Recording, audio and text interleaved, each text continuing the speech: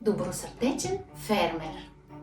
Един ден негов приятел му дошъл на гости. И те решили да отидат в мазето, да вземат ориз и да си го сготвят.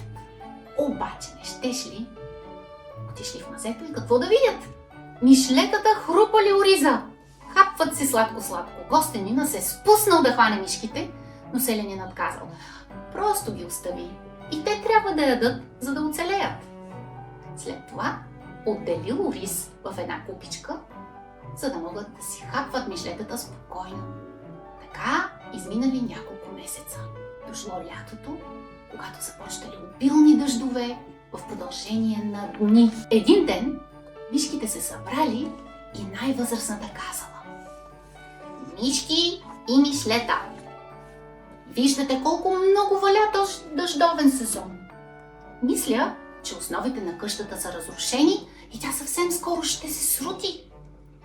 Цър, да, и ако къщата падне, фермерът ще умре. Добре, ние трябва да му се отплатим за добрината. Всички мишки излезли в двора пред къщата. Цър. Толкова шумки станали, че селянина и семейството му излезли пред дома си да видят какво става. Тогава мишлетата започнали да танцуват в редичка, като се запътили към близката гора. Цар. Фермерът и семейството му се изумили от танца на мишките и ги последвали да ги гледат чак до горичката.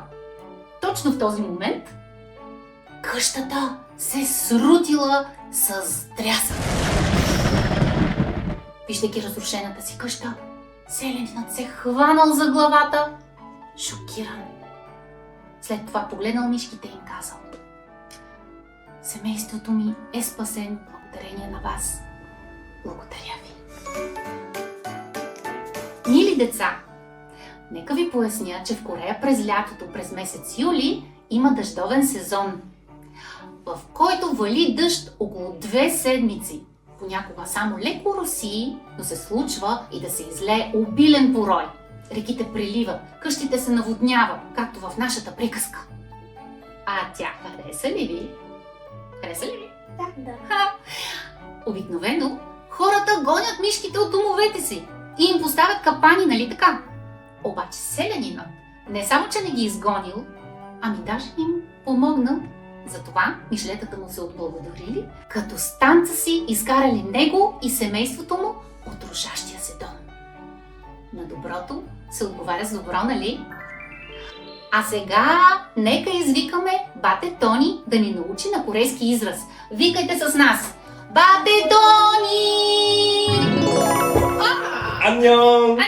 И днешният израз е чумчуджа. Хайде да танцуваме. Чумчуджа. Чумчуджа! Чумчуджа!